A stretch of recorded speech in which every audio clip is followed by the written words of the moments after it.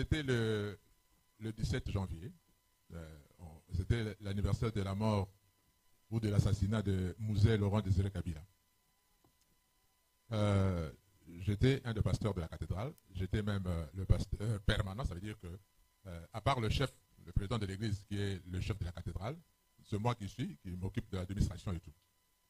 Et la Fondation Kabila nous a écrit une lettre pour nous informer, pour nous demander d'organiser le culte d'Action de grâce le 17 janvier 2018. Alors, j'ai dit à mon chef, le nouveau président de l'église, je dis, ben, ça serait une bonne occasion pour qu'on t'entende de toi. Et comme ça, ben, tu vas entrer dans le milieu congolais et tout ça par la grande porte. Et puis il a dit non. Ah, il m'appelle Franck. C'est comme ça que ma femme m'appelle, mes amis m'appellent. Il dit Franck, non. Toi, tu es habitué à faire ça. Fais-le. Peut-être une prochaine fois, mais pas cette fois-ci. Ok. Mon chef m'a dit, je prends ça comme l'ordre. On ne discute pas l'ordre du chef. Mais, comme toujours, même pour venir vous prêcher, je prends le temps de prier. Beaucoup de temps de prier. J'ai demandé à certains de mes étudiants, mes amis, qui me soutiennent dans la prière, de prier pour moi aussi. Voilà ce que le président m'a demandé de faire. Et quand je priais, je sentais en moi quelque chose, et j'ai dit même à ma femme, j'ai l'impression que ça sera ma dernière prédication. Je sentais ça. Mais je n'avais pas encore la prédication. J'ai vu ce que Dieu a fait dans ma vie de pasteur. Il y a des fois des prédications que j'ai seulement 10 minutes avant. Alors je priais, j'ai mis beaucoup de temps à la prière. Ma femme, 2 jours avant, me pose la question, est-ce que tu as la prédication que tu vas faire? Elle dit non, je n'ai rien du tout, je n'ai pas reçu du Seigneur quelque chose. C'est la veille. Je ferai la prédication demain. La nuit, c'est là où le Seigneur va me parler. C'est comme une petite dictée comme ça. Elle dit, le sujet, qu'est-ce que nous allons léguer à nos enfants?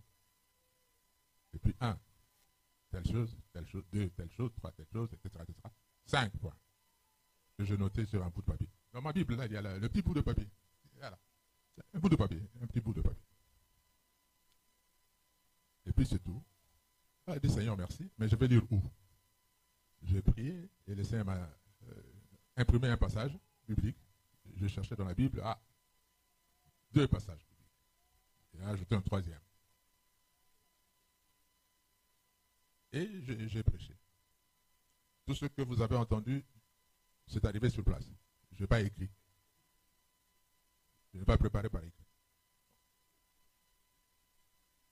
Et quand je parlais, je ne voyais personne qui était là. J'étais concentré à écouter ce que le Seigneur me dit, et je parle. Ce qui me vient en tête, c'est ce que je dis. C'est après la prédication que je commence à voir des choses bizarres. Oui. Déjà, on termine le culte, nous les pasteurs on sort avant, et puis on va saluer nos invités, tout ça. La première dame était là, elle a salué le président qui était devant moi, et puis il y avait quelqu'un d'autre, un pasteur, et puis moi, 3e personne. Elle a salué les 2, mais pas moi. Elle est partie. J'ai compris qu'il y a quelque chose déjà qui ne va pas. Et puis, j'ai entendu certaines personnes dire des bêtises là-bas. Bon, quand je quitte là pour entrer dans mon bureau, ceux qui connaissent la cathédrale, on venait par l'extérieur, on arrive là où il y a le baptistère. Je trouve des femmes. Les femmes, vous êtes compliqués, mais vous êtes une belle créature de Dieu. Les femmes de ma paroisse, j'ai trouvé un groupe de femmes qui commencent à danser. Quand je viens, elles dansent, elles chantaient pour moi, elles dansaient pour moi. Je dis waouh, c'est que c'est grave. Je suis rentré chez moi à la maison. Ce jour-là, nous avons des protocoles de notre paroisse. Il y a et nous avons des gardiens parce que les gens, nous sommes à Kinshasa, hein, quand je vois des voitures dormir à l'extérieur ici, aux États-Unis, je dis souvent à mon fils, vous avez la grâce, hein, vos voitures dorment à l'extérieur et n'essayez pas ça à Kinshasa. Alors, nous sommes au culte, les voitures sont à l'extérieur et les gens volent des histoires là-bas. Et on a organisé une équipe de surveillants, composée surtout de militaires, de camps en face, qui viennent prier là, de militaires. Alors je vois cette équipe de militaires qui vient m'escorter de mon bureau jusqu'au chemin à la maison où j'habitais, à l'intérieur, mais du côté de l'université. Il y avait la maison là-bas. Ils m'emmènent, mais pourquoi? C'est quelqu'un qui va m'expliquer plus tard. Il dit non, on veille à votre sécurité parce qu'on voit que la situation n'est pas bonne. Pendant ce temps-là, ce qui s'est passé dans le monde entier, je ne savais pas. C'est quand je rentre à la maison que mes enfants des États-Unis qui ont causé avec maman au téléphone, leur mère qui va me parler de ce qui se passe dans le monde. Moi, je ne suis pas au courant. Alors, je suis rentré. Vous savez, quand Dieu vous utilise, quand vous prêchez tout ça, vous avez la force. Mais dès que vous êtes ruiné et tout ça, ben, vous êtes vraiment terminé en tout. Une fatigue extrême, vous êtes fatigué et tout. Alors, ben, j'ai dormi un peu, je me suis réveillé, je mangeais, j'avais eu ma culotte. C'est là où ma femme va parler de ce qui se passe. C'est que on lui a dit et tout. Et j'ai commencé à recevoir des coups de fil. Curieusement, le premier coup de fil que j'ai reçu, c'était de Katumbi, Moïse Katumbi. Je lui pose la question, Excellence, comment vous avez eu mon numéro de téléphone?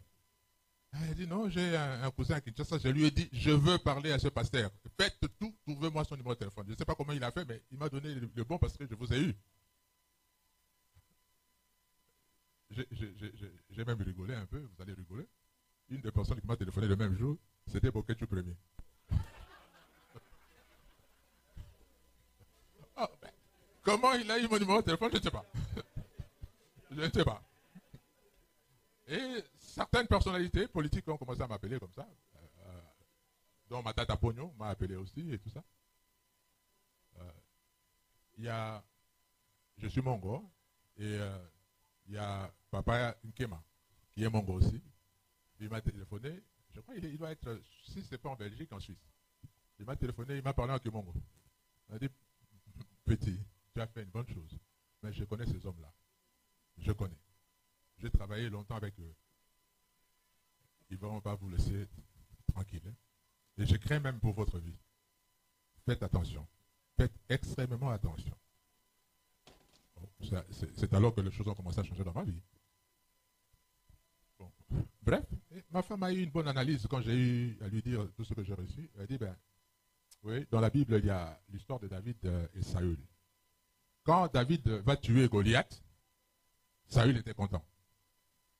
Mais quand les femmes ont commencé à chanter, à dire que Saül tue 1000, mais David tue 10 000, Saül a eu la jalousie. Elle dit, ce qui va se passer dans ta vie, c'est ça justement. Le monde entier a réagi positivement. Et on a entendu des histoires que les gens ont dit, c'est incroyable. Alors le président ne sera pas d'accord, ne sera pas content. Jusqu'à ce que un jour on m'a téléphoné de la Belgique, quelqu'un de la présidence de la République, parce que nos téléphones étaient déjà sous écoute, qui a téléphoné à son ami que lui connaît, et il est dans le sillage du milieu protestant, peut-être tu peux connaître le pasteur Lecoq. Il lui a dit, si tu connais ce pasteur, dis-lui ceci. S'il doit sortir du pays, qu'il sorte immédiatement. Sinon, qu'il cherche la protection de la MONUSCO. Parce qu'on a pris la décision de l'arrêter, de l'éliminer aujourd'hui même. Voilà. Et la personne, effectivement, a téléphoné à une autre personne. Parce qu'il faut brouiller les pistes. Et cette personne est venue me voir. Nous sommes partis dans la chambre pour parler. Pas même au salon, dans la chambre, pour parler. Et c'est cette personne de la sécurité présidentielle, vous voyez, heureusement il y a toujours des fuites, hein, a donné le numéro de la MONUSCO. C'est comme ça que j'ai appelé la MONUSCO. Et la MONUSCO va me répondre, dit, ben, pasteur, beaucoup d'ambassades nous ont demandé si on prenait soin de vous. Mais nous, on ne pouvait pas faire aussi longtemps que vous ne l'avez pas appelé vous-même. Comme vous l'avez fait, c'est bien. Mais vous avez dit qu'on veut vous kidnapper et tout ça. Oui, il dit, ben, attendez, on va vérifier. Et on sera à vous dans quelques minutes. Vous savez que dans tous les services d'espionnage, ils s'espionnent entre eux. Les Congolais espionnent la MONUSCO espionne les Congolais. Ils payent des gens pour avoir des informations. Il dit, nous vérifions et puis on va vous appeler. Ça n'a pas fait 10 minutes, il me rappelle. Il dit, effectivement, c'est vrai. Les gens qui doivent vous kidnapper sont déjà sur le terrain. Alors, si vous pouvez vous déguiser et sortir de votre maison pour venir vers nous, on peut vous aider. Moi, j'ai dit non. Si c'est vrai qu'ils sont sur le terrain, et ils me connaissent, moi je ne les connais pas. Je vais me déguiser comment? Parce qu'ils ont déjà de l'œil sur moi. Et puis je suis grand de taille, je ne vais pas me cacher, je vais me déguiser et devenir comme un cours. Même si je portais les habits de femme, ils connaîtront que ça, ce n'est pas une femme. Même la démarche d'un homme, c'est toujours un homme. Hein?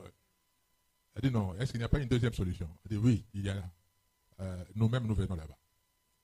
Parce que dans le service de sécurité et tout ça, ils veulent faire tout par surprise. Quand ils remarquent que c'est connu, ils changent de tactique, ils ne feront plus ça. Alors, ils sont venus avec leur camion, leurs véhicules, ils sont venus voir. Et c'est à partir de ce moment-là qu'on est entré en négociation, c'est eux qui vont me proposer de sortir du pays. Et ils m'ont demandé, vous voulez aller où? J'ai dit, j'ai mes enfants aux États-Unis. Si je dois aller quelque part, c'est aux États-Unis que je vais partir. J'ai eu des problèmes pour avoir le visa avec l'ambassade américaine et pourtant, leur chargé d'affaires était venu me voir à la maison. On a parlé, mais il m'a dit, mais pasteur, contrairement à vos pays, dans vos pays, je suis chef de consul, mais je ne peux pas lui donner des ordres. C'est une femme, elle est tout à fait libre de faire ce qu'elle veut. Donc, je suis désolé, mais vous allez faire la procédure normale et tout, je ne sais pas. Bon, on a mis ça entre les mains du Seigneur, et puis elle m'a fait, on a pris un rendez-vous, je vous reçois tel jour, avant tel jour là, et elle me dit non, je suis occupé, venez plutôt tel jour, etc. On a senti qu'il y a eu déjà la pression politique. Mais finalement, on nous a donné le visa. Un certain vendredi, le samedi, on a pris l'avion de la MONUSCO. J'ai été escorté comme un prince, hein, comme je suis, le fils du roi. Il y a une ambassade de l'Europe qui a envoyé un véhicule blindé pour me chercher, avec ma femme. On était dans le véhicule blindé avec le chauffeur et le représentant de l'ambassade, et puis le drapeau de ce pays-là qui flottait devant, et le véhicule de MONUSCO avec des soldats armés, un devant, un derrière, et nous au milieu. On nous a amenés à leur aéroport, hein, du côté des îles, mais ils ont une partie là-bas. Leur jet privé nous a pris pour nous amener en dehors du pays. Et c'est comme ça qu'on est venu. On a eu le visa le vendredi, le samedi on a voyagé, et puis les dimanches nous sommes arrivés aux États-Unis. Les enfants sont venus nous accueillir, tout ça. Et depuis là, nous sommes là. Je ne sais pas si j'ai répondu à votre préoccupation, madame. Bien. Sa question avait deux volets. Vous avez répondu au premier volet, mais le second volet, vous ne l'avez pas thématisé par rapport à ce qui prévaut sur le terrain avec le gouvernement actuel. Ah oui, c'est vrai. Je crois que la bénédiction du Seigneur vient. Papa Simon Kimbangu l'avait déjà annoncé depuis longtemps. Que nous allons traverser des moments difficiles. Mais il y aura un élu du Seigneur qui viendra et les choses vont changer, complètement changer. On avait pris ça à la légère. On pensait que ce sont les Kibanguistes qui faisaient ça. Mais tous ceux qui prient pour l'avenir du Congo ont prié, le Seigneur a révélé exactement que ce que Kibangu avait dit, ce n'était pas de sa bouche, c'est le Seigneur qui a parlé et que c'est vrai, ça va arriver comme ça. Je ne pense pas que le président actuel, c'est l'élu du Seigneur. Il est un de ceux qui gèrent la période de transition. Mais ce n'est pas encore l'élu du Seigneur. L'élu du Seigneur viendra. Pardon? Ça, c'est ma prière. Je prie pour que devienne Jean-Baptiste pour préparer la montée sur le trône du Congo de l'élu du Seigneur. Ouais. Ça, c'est ma prière. Ne pensez pas qu'il fera comme une baguette magique, laver les cerveaux, enlever tout, change, non. Déjà, il a eu un faux départ. Le deal qu'il a signé avec un parti qui a dirigé le pays pendant 18 ans, qui n'a rien fait. Et vous voulez gouverner avec ce parti-là. Qu'est-ce que vous attendez de mieux? Déjà, le départ était faux. Il va peut-être changer les choses petit à petit, je ne sais pas, mais il aura des difficultés pour le faire. À moins qu'il renonce à ce qu'il a fait, à l'appui comme engagement. Mais s'il osait renoncer, ben, on va le tuer. Et dans ce monde-là, quand vous avez signé, vous avez signé. Quand vous renoncez, ben, on vous élimine carrément. Ouais. Il faut prier pour notre président. Et prier pour notre pays.